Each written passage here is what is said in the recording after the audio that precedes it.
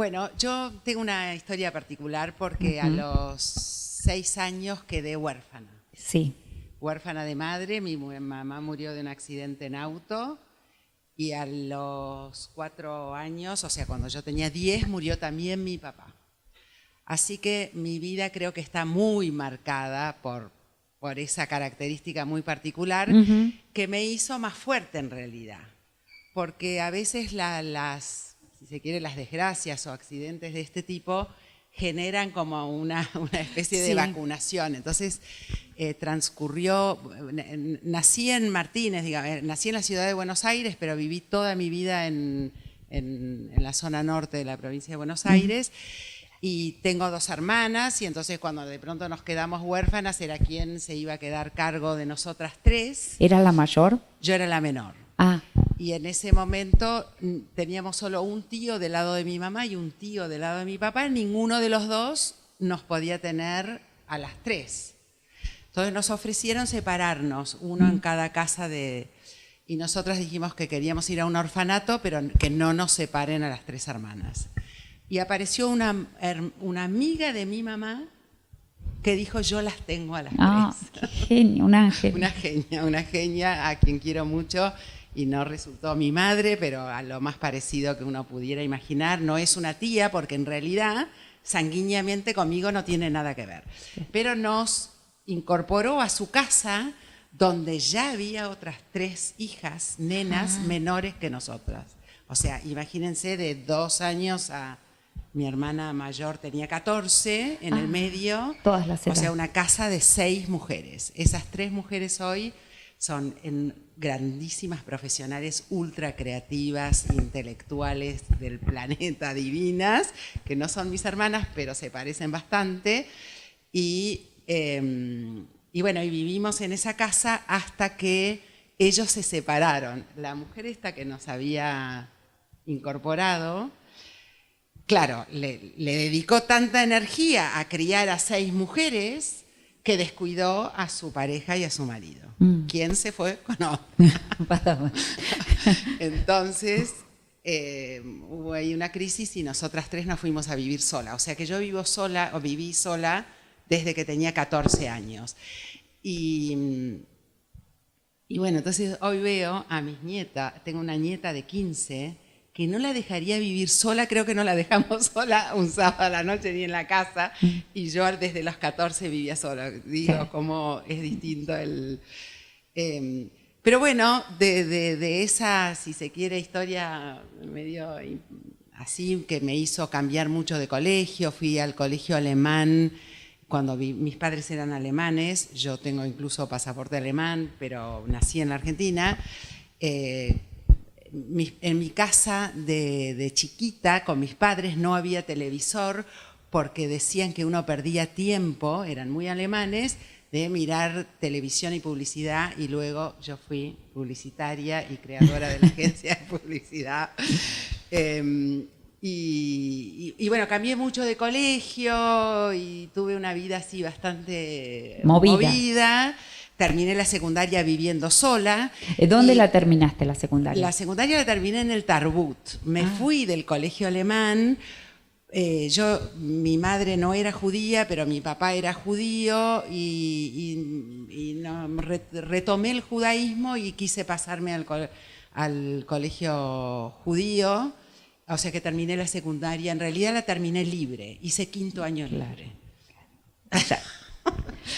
Y estudié luego sociología, me recibí de socióloga, fui una gran militante política en la facultad. Casualmente de eso estábamos hablando con los chicos cuando hacíamos las preguntas, porque decíamos, ¿habrás estudiado en la época del proceso, posterior del proceso? Antes, me recibí en el 75. Ah, claro. Pero en pleno duro, y yo fui dirigente del centro estudiantil de un movimiento súper de izquierda y súper revolucionario. Y bueno, y después me recibí de socióloga, porque en esa época ni lejos había una universidad como la Universidad de Palermo, ni nada que se le parezca ni al diseño, ni a la comunicación. Lo más parecido a ese mundo era la sociología. En Filosofía y Letras, en la UBA. En Puan. Wow. Pero ¿cómo se te despierta? O sea, ¿por qué vos querías estudiar algo vinculado con esto, con la comunicación, y optás por sociología? O sea, ¿qué es lo que te despierta la vocación? Me despierta más los temas sociales en ese momento, los temas políticos, o sea, me preocupaba la humanidad, la desigualdad.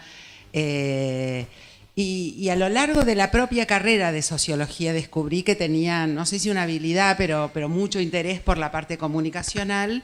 Y incluso mi primer trabajo fue ganar un concurso en las Naciones Unidas para ser asistente de información, o sea, lo que hoy sería un jefe de prensa de la Oficina Argentina de Naciones Unidas, que gané ese concurso, y entonces también la impronta de la oportunidad laboral me jugó a favor de consolidarme en ese rol comunicacional, digamos.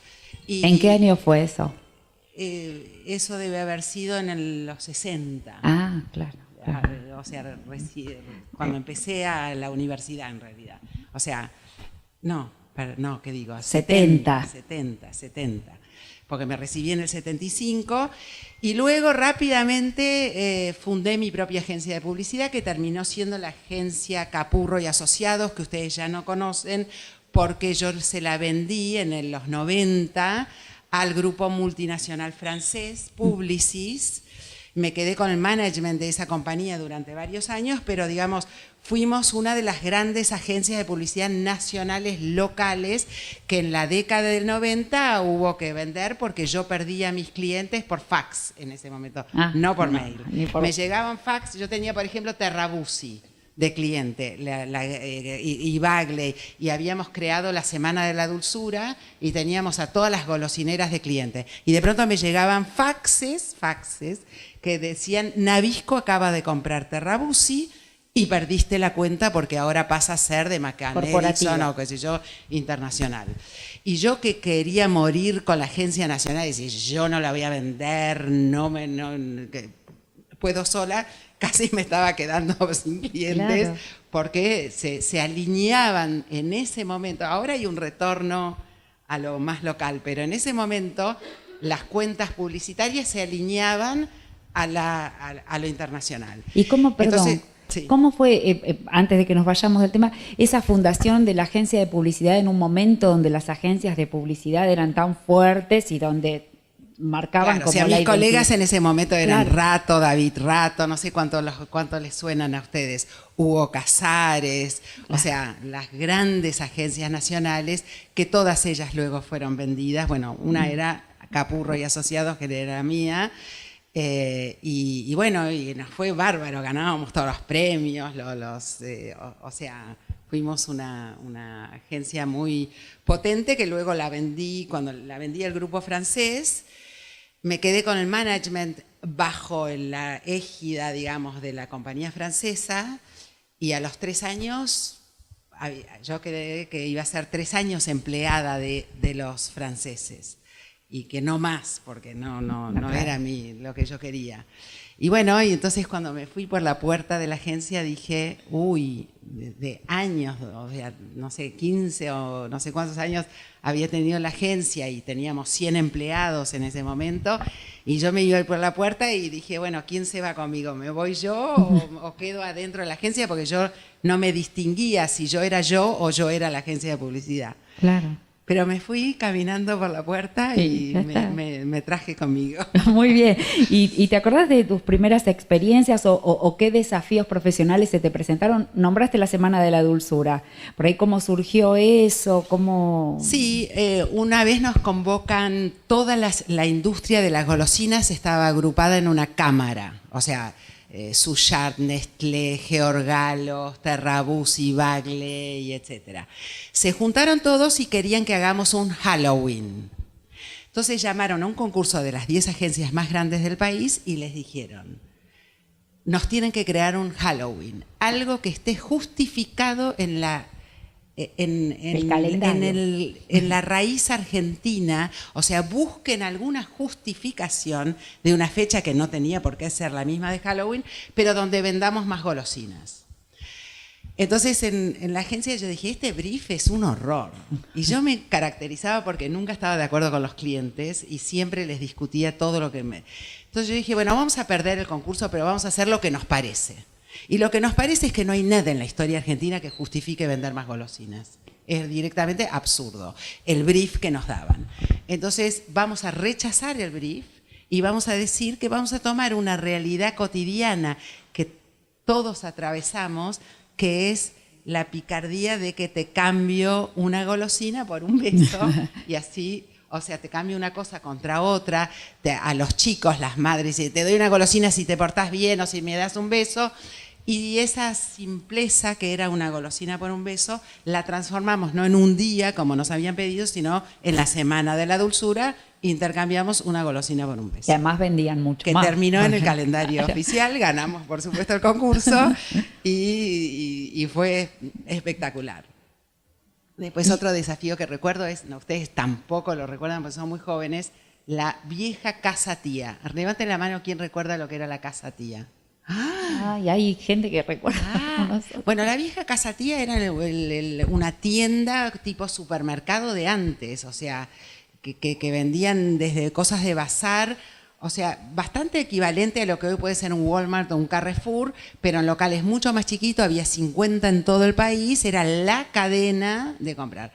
Pero era vieja, el mundo cambiaba, y entonces un día recibo una invitación de Francisco de Narváez diciendo a la agencia, ¿querés participar en un concurso que vamos a hacer entre todos? Una carta muy formal, conteste de este modo si quiere participar del concurso.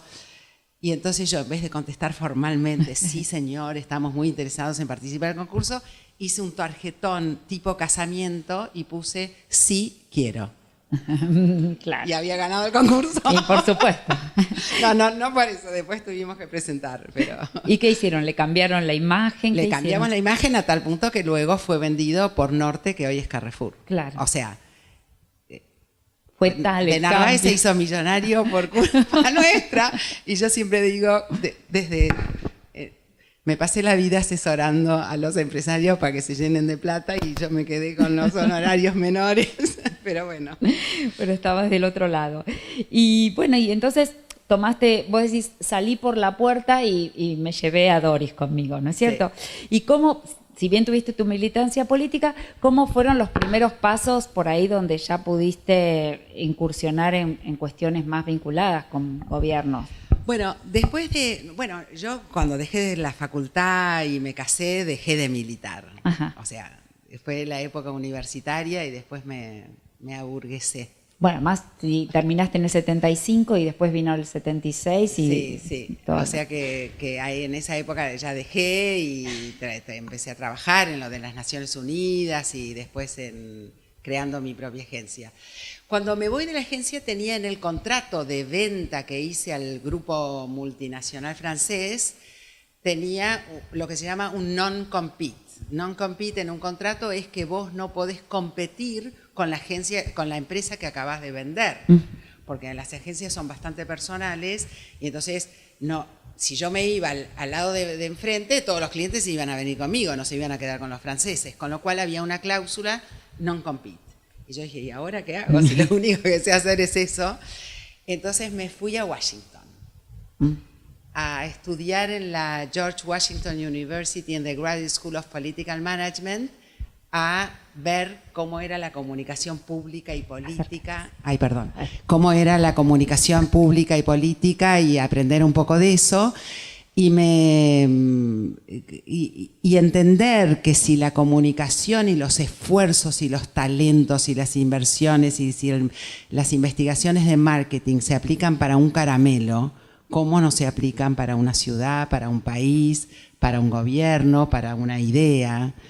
Entonces, con esa inquietud me fui tanto a España como a Washington a estudiar. Me puse en contacto con Tony Puig-Picard de Barcelona y me especialicé en lo que es la comunicación pública y política y me traje la representación de la universidad para crear grandes seminarios que venían miles de personas, Mauricio Macri entre otros. Que tenemos también. Bueno, y entre ellos estaba... Al padre también. Invité a ser parte del comité organizador de esos seminarios a Jaime Durán Barba, entre ellos. Entonces integré un comité de Torcuato Di Tella, Jaime Durán Barba y Manuel Moray Araujo y yo, que yo presidía, para hacer seminarios de comunicación política. Por eso se me vincula un poco, no sé si en Google o qué sé yo, con el management político que tiene que ver con la comunicación. A partir de eso me metí en el mundo de la comunicación pública y política, y me fue insuficiente el modo en que en ese momento se investigaba, porque todas las empresas que hacen investigación en opinión pública, investigación de mercado, focus groups, encuestas, etcétera, llevaban meses. Entonces, así yo cuando quería estudiar Nesquik, que era un cliente mío, Nestlé, cada investigación llevaba 6 meses hasta tener el resultado. Y no importaba, porque nada cambia tan rápido en el consumo de un producto de L'Oréal o de un producto de... Pero políticamente, un día al otro, te cambia la realidad, con lo cual te cambia. Entonces, creé una empresa que se llama Ibarómetro, que es una empresa de investigación de mercado y opinión pública, que incorporó tecnológicamente un modo de hacer encuestas en el día, en forma telefónica automática, que en ese momento no existía. Existía lo que soy, que uno llama y hay una operadora que hace las preguntas y las respuestas, pero no un sistema automatizado que hoy invade a todos nuestros hogares y que ya es un commodity, pero que en ese momento fuimos los únicos. Tanto que, por ejemplo, le hicimos una encuesta a Michelle Bachelet un día que hacía un discurso en Chile, y a las 3 horas sabía el impacto que ese discurso había tenido, porque los resultados eran vía digamos, digitales. Y claro. Así que siempre estuve muy no preocupada, sino metida en la innovación tecnológica, en la que hoy estoy también fuertemente involucrada. Pero en ese momento, que eran los inicios de todo esto, desde Ibarómetro hicimos este tipo de encuestas. Y bueno, entonces terminé involucrada en el asesoramiento de políticos, de ciudades, de instituciones, de gobiernos, en una parte con Jaime Durán, y bueno, incluso creamos una fundación en su momento con Francisco de Narváez, el dueño de Tía, que para entonces había vendido por $750 millones la vieja casa Tía, y le sobraba la plata, y me dijo: Doris, ¿qué voy a hacer con toda esta plata? Y creamos una fundación y estudiemos el país, y la creamos con Mauricio Macri, claro, en una fundación que se llamó Creer y Crecer. O sea, en distintos ámbitos. Y después ¿En Boca?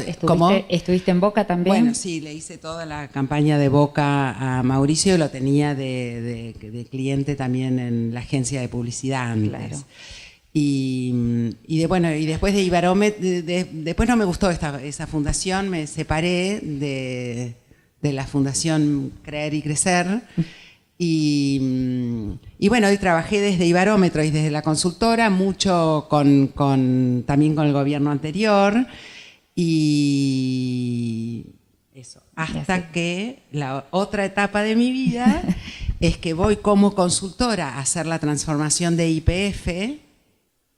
¿Te habían contratado como consultora para...? Bueno, yo tuve que ver con la traída de un management profesional que en ese momento, sufría el país una debacle energética, la producción de gas y petróleo había bajado terriblemente, y el manejo de YPF era patético, digamos, se estaba quedando sin gas y petróleo. Y bueno, tuve bastante que ver con la idea de traer un management profesional internacional, mantener la compañía como una compañía privada, independiente, aunque tuviera la mayoría estatal una vez que había sido expropiada a Repsol. Y entonces estuve contratada por consultora, por el propio management que yo traje. Claro. O sea, me dijeron: bueno, quédate como consultora y armanos toda la cultura de YPF, la comunicación, la relación institucional corporativa, etcétera, cosa que hice, y a los 6 meses dije, bueno, acá este es el esquema que propongo, esta es la terna para que dirija toda el área, digamos, soft de la compañía, y ahí no me dejaron irme y me quedé, y no solo no me dejaron irme, sino que me dijeron que tenía que ser del staff, incorporada como empleada de YPF, así que pasé a ser vicepresidenta de YPF, dejé mis consultoras en manos de mis empleados, y me aboqué 100% a YPF, sin saber nada de gas y petróleo. Pero aprendí un poco. Me imagino. Pero sí aprendí a manejar una compañía de 45.000 empleados, de los problemas sindicales, de la licencia social que hay que tener para operar, de poner el mundo energético en el plano argentino. Perdón, antes de avanzar con eso, justo una de las preguntas era que habiendo trabajado en empresas que manejan tales sumas de dinero, presupuestos y personal, ¿cómo es tomar decisiones que pueden afectar a la gente, no?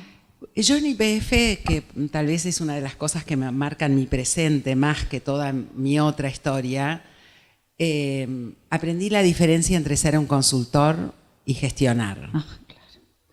Es mucho más fácil ser un consultor y opinar lo mal que hacen los que gestionan, porque es totalmente, o sea, uno de afuera la tiene mucho más clara, la ve, dice, opina, pero otra cosa es cuando compromete efectivamente decisiones transformadoras muy potentes. O sea, si traíamos o no traíamos la inversión de Chevron de $2.000 millones, cambiaba la vida de la provincia de Neuquén, la vida de la producción petrolera, la vida de miles de trabajadores. O sea, era muy impresionante, la verdad, y eso me cambió la cabeza al punto que hoy, después de dejar YPF, no quise volver a la consultoría y hoy tengo mi propia empresa de energía renovable. ¿Y por qué te fuiste entonces de YPF? ¿Cómo se terminó ese ciclo?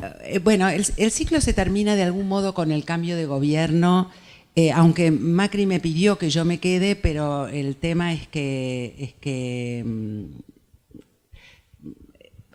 iba a haber diferencias era un ciclo terminado. Yo había querido influir en YPF para que YPF misma muestre la capacidad de diversificar la matriz energética de la propia compañía líder del país, y no conté con el apoyo de los ingenieros en petróleo que no querían saber nada de invertir de creer en el aire y en el sol y en el viento cuando tenemos petróleo abajo.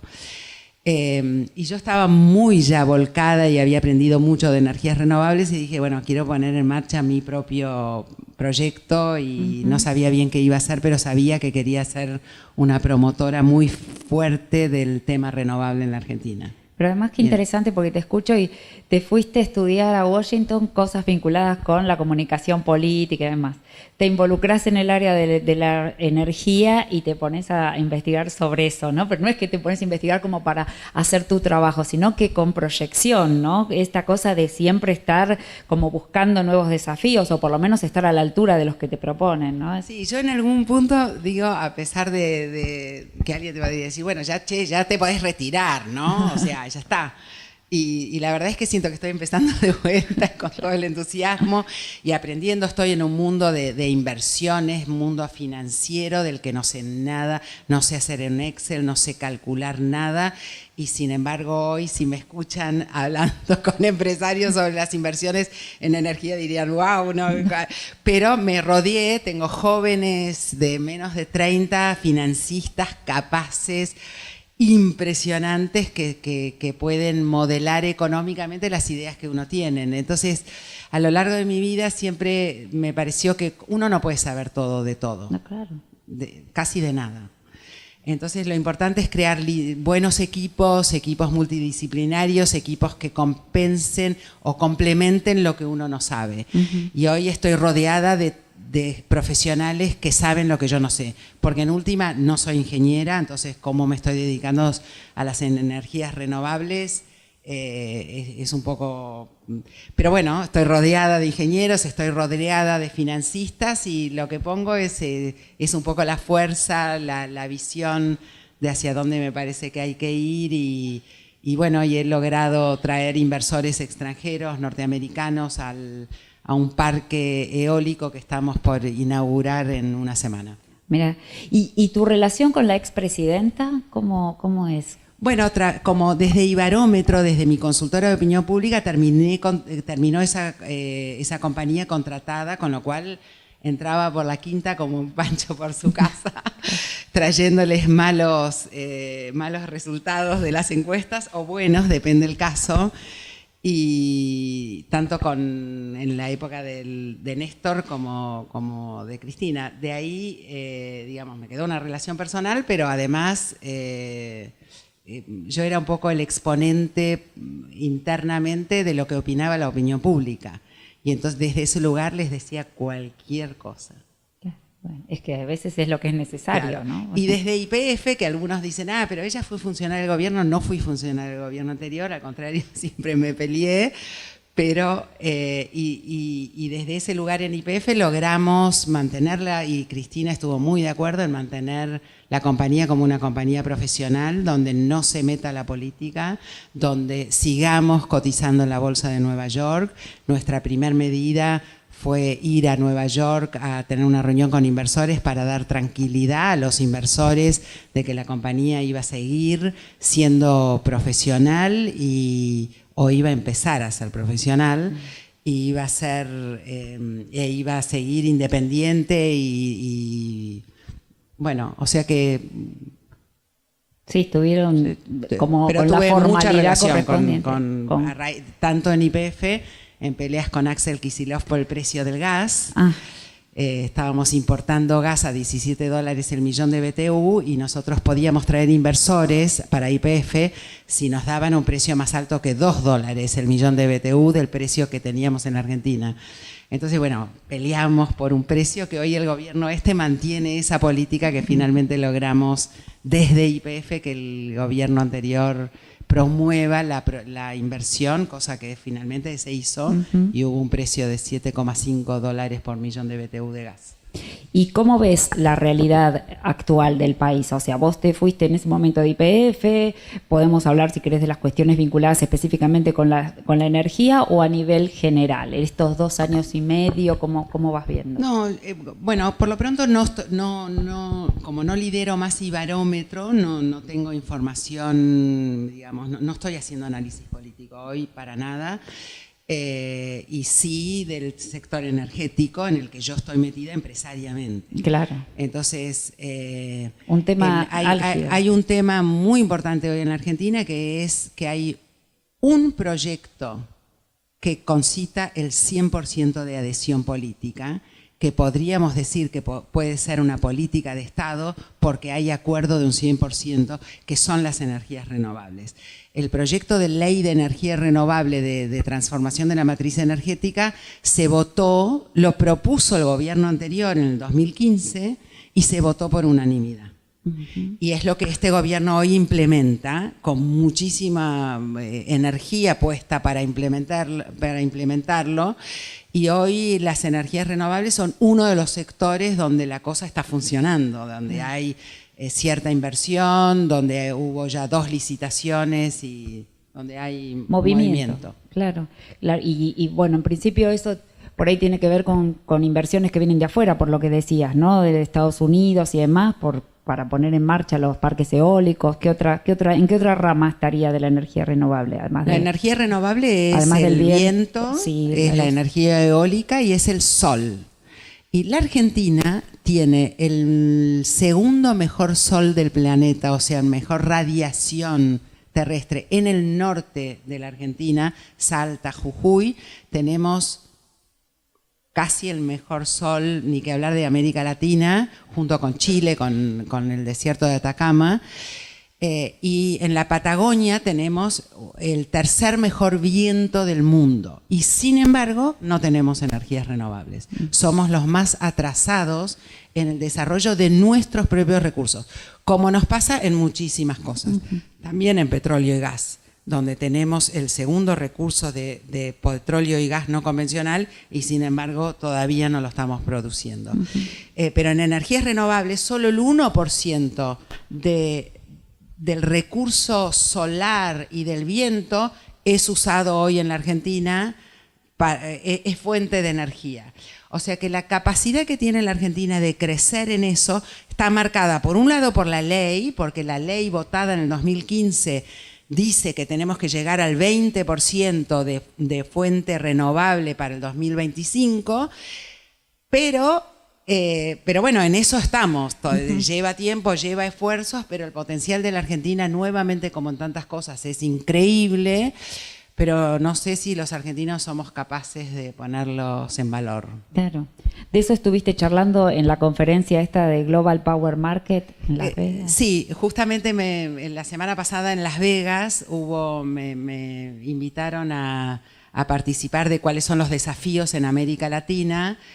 Y bueno, la Argentina está muy mirada en este momento porque como puso en marcha procesos licitatorios por muchísimos megawatts, necesitamos llegar a 10.000 megawatts y en estos 2 años, después de la ley, se licitaron, digamos, se adjudicaron 2.000 de los 3.500.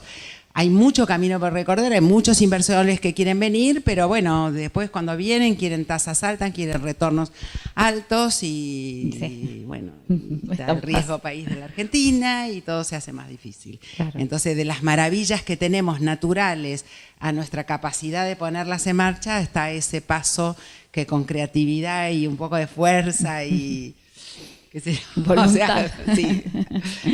Claro. Bien, Doris, te escuchamos entonces hablar de todos estos logros profesionales y aparece esta idea de cómo es el equilibrio entre, dijiste en un momento dado, me casé, fui mamá y dejé stand-by la militancia. Me salté ese capítulo personal. Lo dejé para este momento porque veníamos muy empaladas con lo otro. ¿Cómo es ese equilibrio, ¿no? Entre formarte como una mujer profesional con todos estos desafíos y tu rol de madre? Cosa que nunca le preguntaríamos a los hombres. No, claro. Bueno, en todo este trayecto y después de recibirme y cuando estaba trabajando en Naciones Unidas, me casé. Y me casé y tuve 3 hijos, varones, copados. Los 3 están casados, digo. Y bueno, y todo el trayecto de la agencia de publicidad lo tuve amamantando 9 meses a cada uno de mis hijos, siendo presidenta, gerente general y dueña de una agencia de publicidad que para entonces tenía 100 empleados, pero no dejé de amamantar un solo día. Y sufrí bastante por la tirantez que implica ser madre y trabajar como yo trabajaba, que era mucho.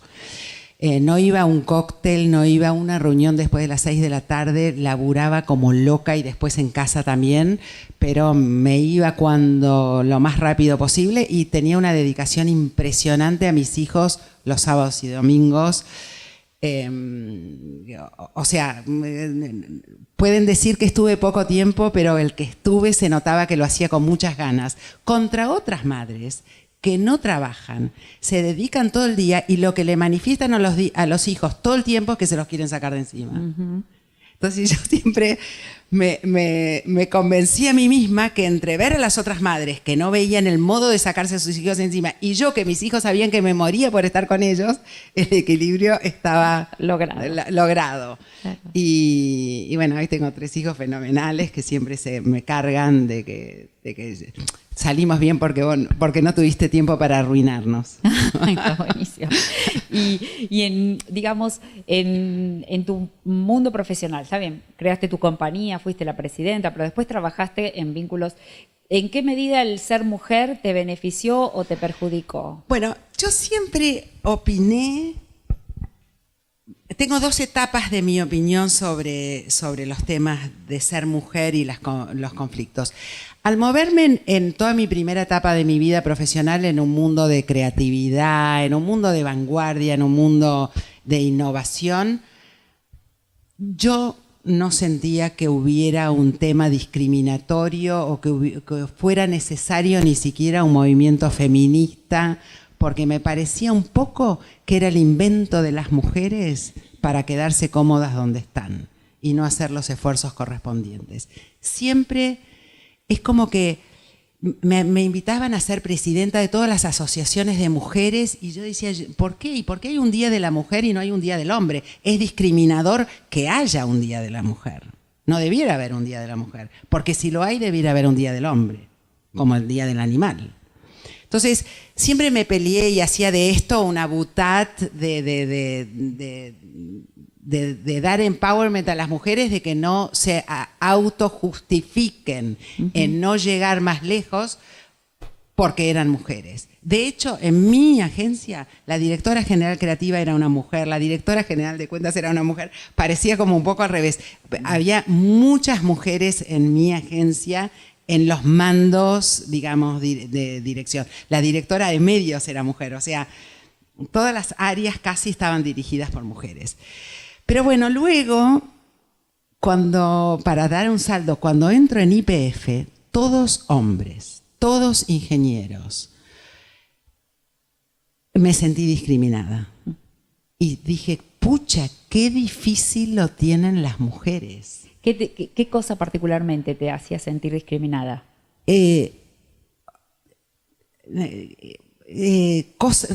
Por ejemplo, voy a tomar un ejemplito de cómo eran horribles.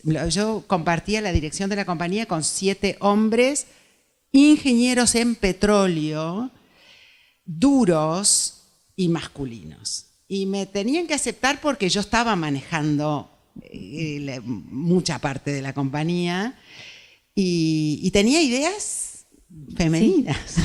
Como por ejemplo que había que invertir en el sol y en el viento en ese momento, hace 7 años, sí, no sé, 7 años. Y me miraban y me dijeron, pero ¿por qué no te vas a trabajar al movimiento verde? Si sos una romántica, ¿qué miércoles estás haciendo acá en YPF?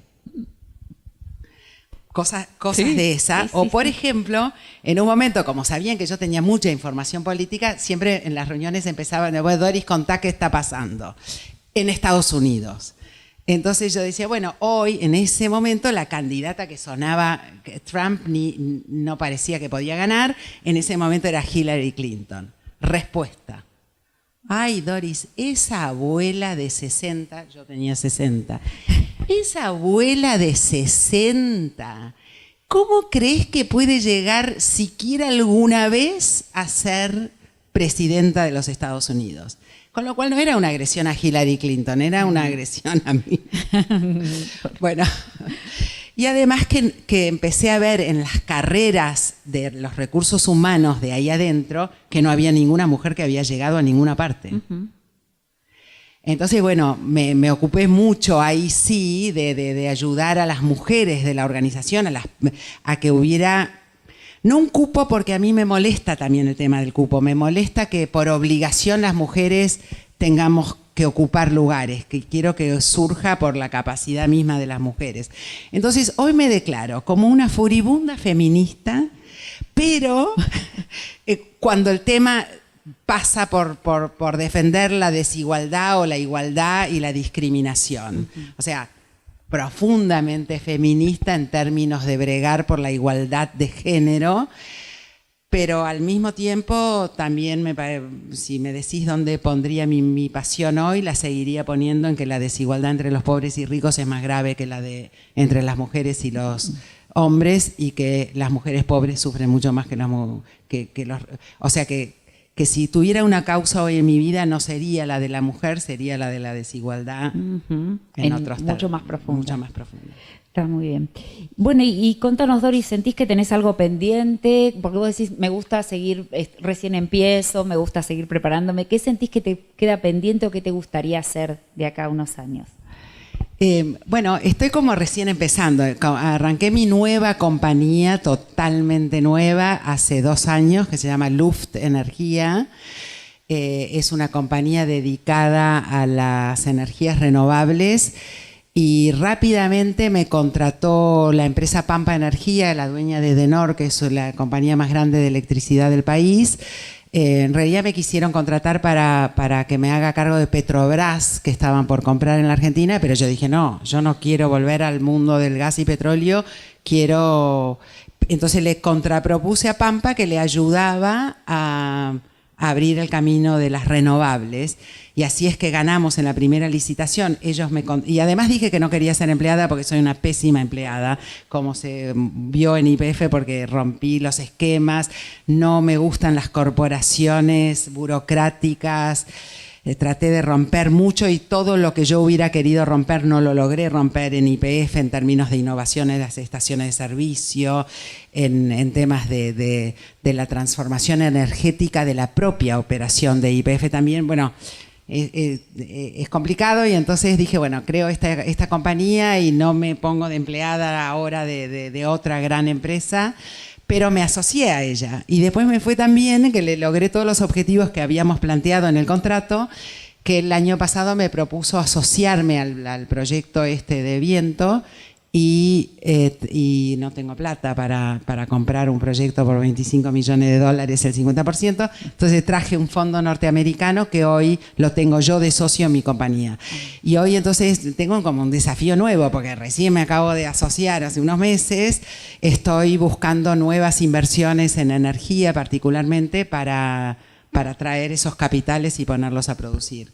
O sea que te diría que lo que me gustaría que pase es ser parte de la transición energética, de jugar un rol importante en eso, de lo que va a revolucionar al mundo hoy en el mundo de la energía, así como está revolucionado digitalmente en todo, está revolucionado en la energía cuando podamos almacenar el sol y el viento, porque el viento no sopla todo el tiempo y el sol no brilla de noche. Lo que falta para que la energía renovable sea realmente un cambio de paradigma es que la podamos almacenar y podamos usar el sobrante de sol de día y lo podamos usar de noche. Eso es un desafío que para mí es uno de los grandes desafíos del hoy. Y después, entre mi misión también está ayudar a mis 3 hijos, ayudar, o ellos me ayudan a mí. Participo con ellos en el desarrollo y startup de empresas digitales y de creatividad tecnológica. Así que claro, eso. ¿Y ellos a qué están con estas empresas, pero qué estudiaron como para estar ahí? O sea, ellos estudian. Bueno, Pablo Capurro es profesor en esta facultad.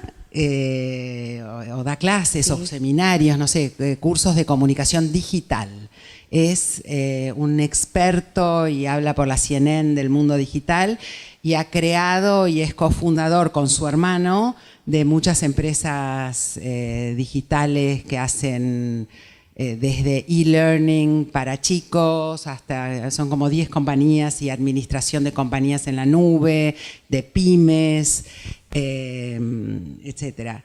Y después mi hijo menor se fue a vivir a Estados Unidos. Así que me paso yendo a Estados Unidos a visitar. Qué pena. Bueno, ahora fuiste a Las Vegas. Sí. Y ahora que contás esto de almacenar el sol, la energía del sol, la energía, ¿dónde se está haciendo? ¿Qué experiencias hay en el mundo sobre esto? Bueno, el más avanzado es...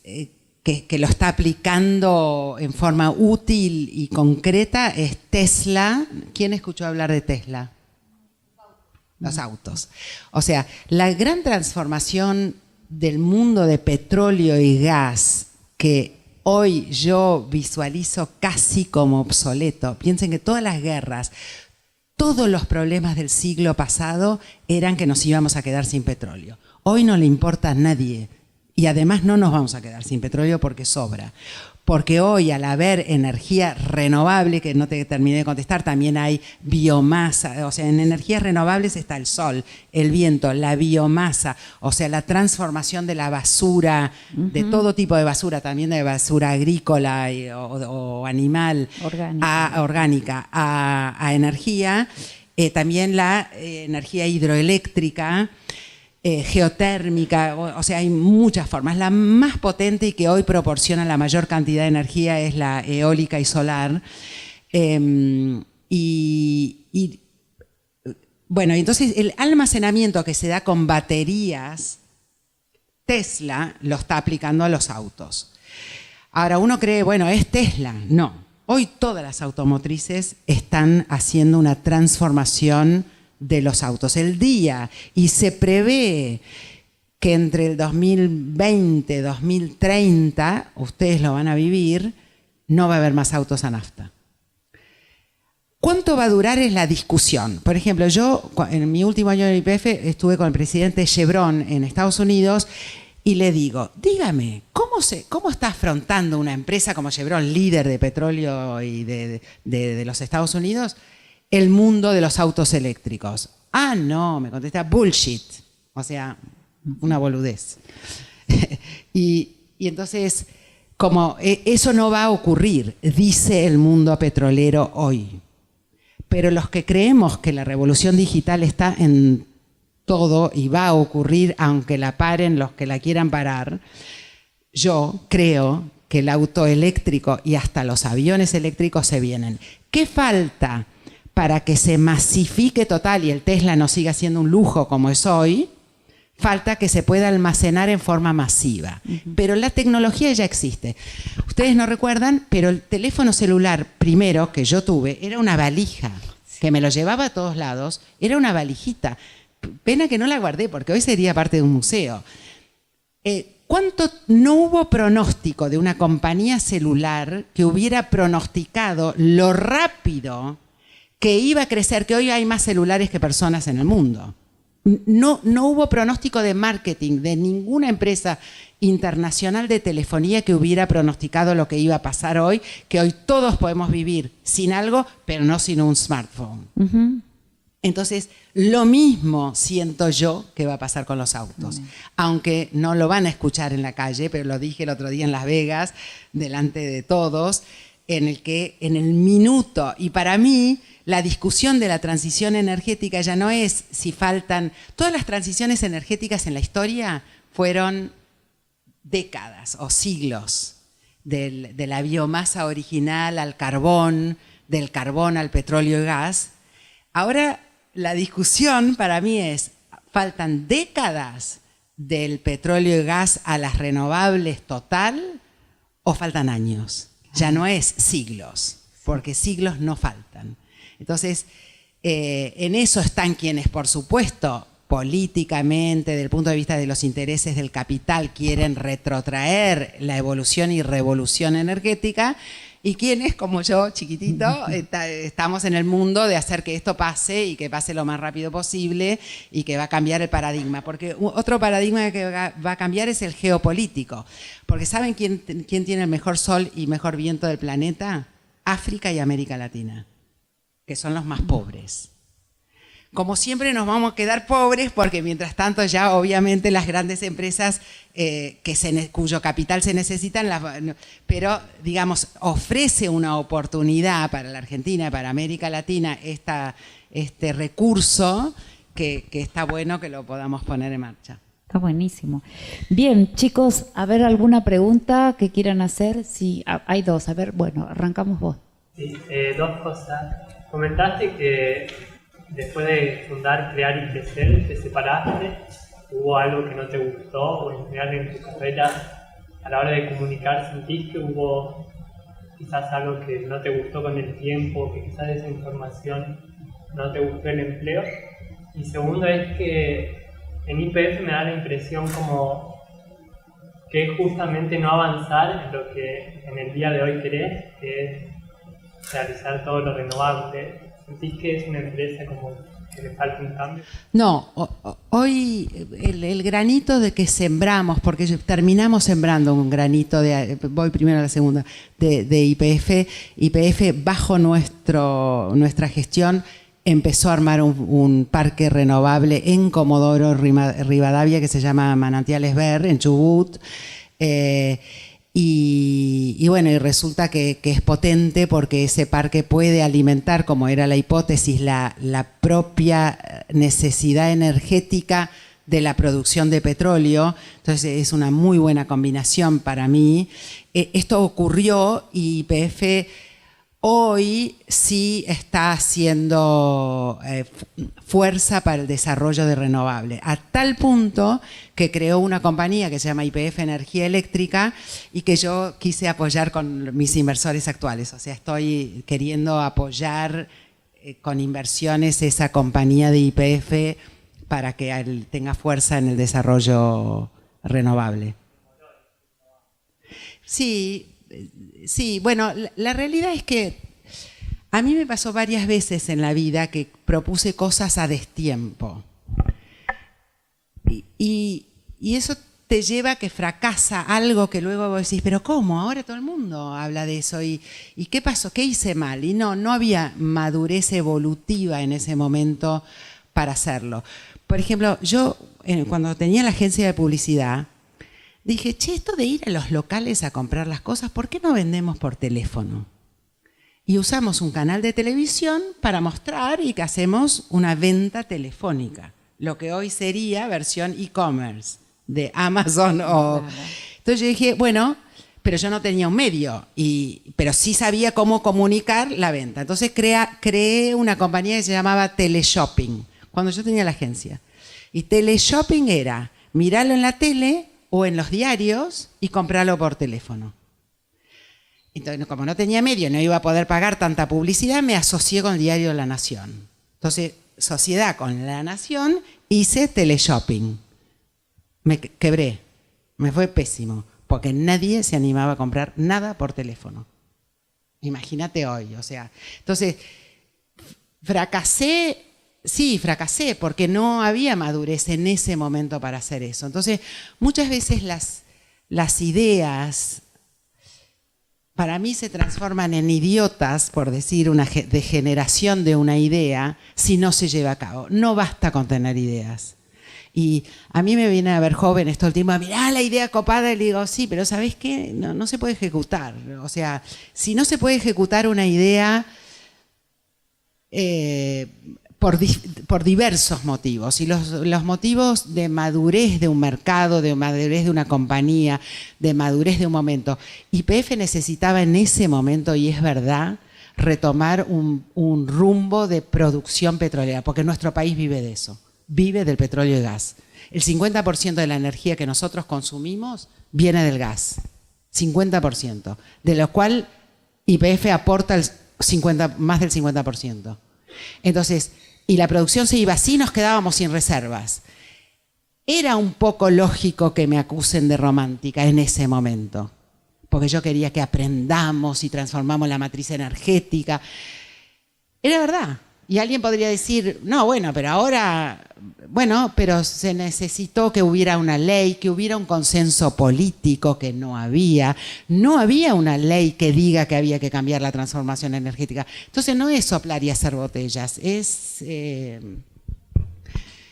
Y tuve mis diferencias con la Fundación Creer y Crecer políticamente en ese momento. Yo pensé que lo iba a transformar a Mauricio, del que era muy amigo y trabajaba con él para todo lo de Boca y toda la comunicación de Boca, que fue fenomenal, en una cosa un poco diferente, y cuando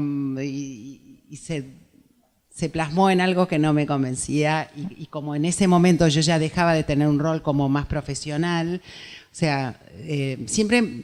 Salvo en la facultad donde milité, ni siquiera en la Fundación Creer y Crecer era una militancia. Yo era como, la fundé con él, pero desde un lugar muy profesional, convocando profesionales, convocando a la Universidad de Ditela, o sea, no como una militante política.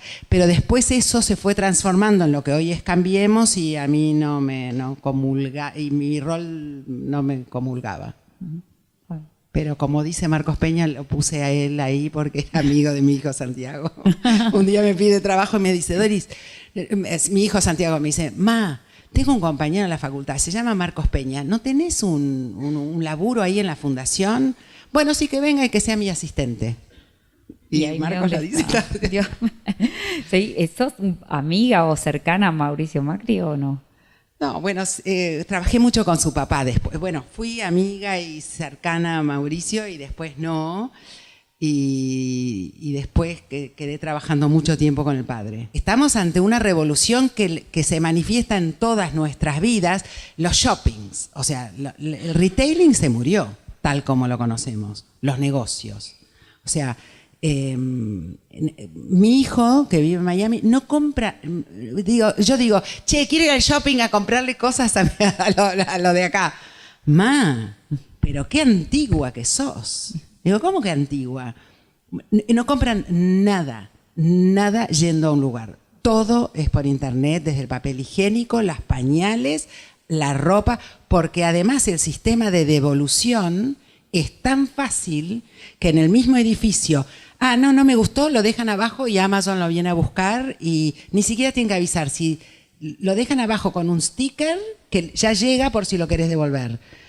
Entonces, bueno, estamos en un mundo de una revolución impresionante, más allá de la energética, donde lo energético es muy relevante, porque el mundo fue evolucionando por la energía. Y ahí había una pregunta. Sí, te escuchamos, Guadalupe.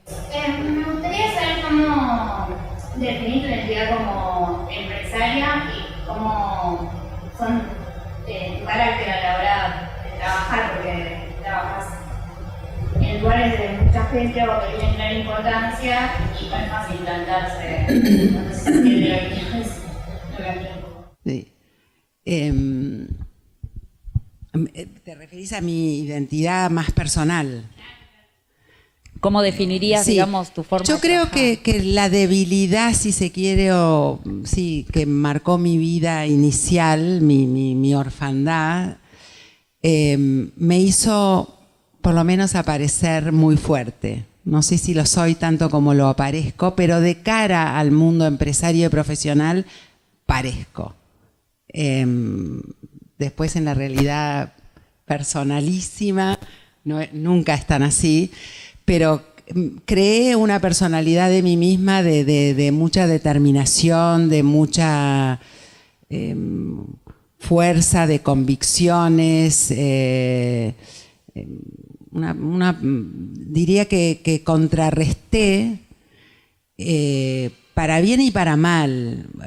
No me importa tanto quedar bien, soy de manifestar mis opiniones, que a veces me juega bastante en contra, porque así como pude ganar la Semana de la Dulzura por decir ustedes me mandaron una idiotez de brief, también hay clientes como era L'Oréal, por ejemplo, que no le gustaba para nada, que uno le cuestione un brief que venía internacional absolutamente.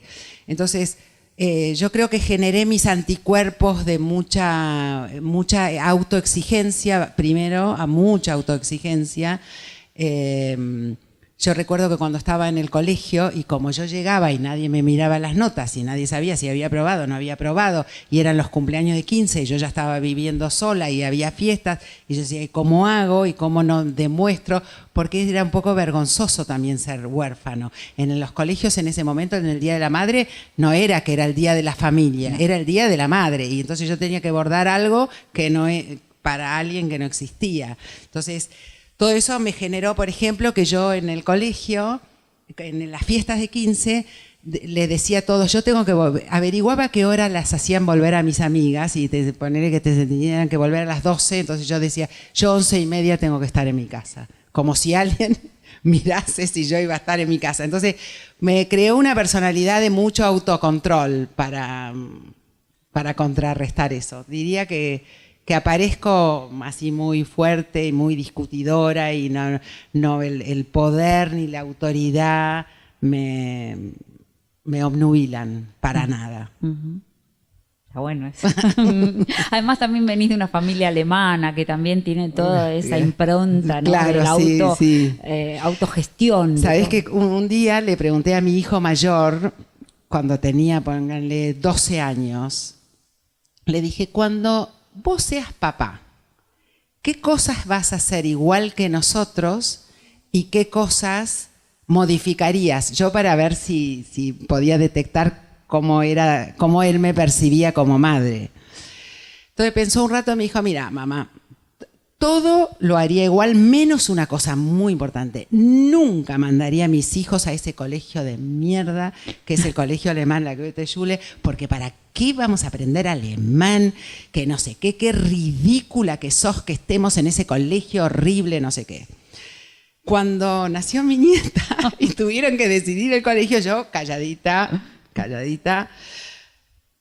ni atreví a opinar y vi que estaban visitando todas las escuelas, entre ellas el colegio donde Santiago egresó. Finalmente, un día me cuentan que anotaron a Lucía, mi nieta mayor, en el colegio Goethe para aprender alemán y yo, cuando me lo dicen, digo, me saqué un 10. Claro. La experiencia te lo confirmó. No, pero bueno, hoy no sé si vale la pena aprender alemán, pero tiene parte de una integración cultural que tengo familia en Alemania. Con tu herencia, obviamente. Sí. Bien, chicos, ¿alguna otra pregunta? ¿No? ¿Le damos un aplauso y nos sacamos la foto?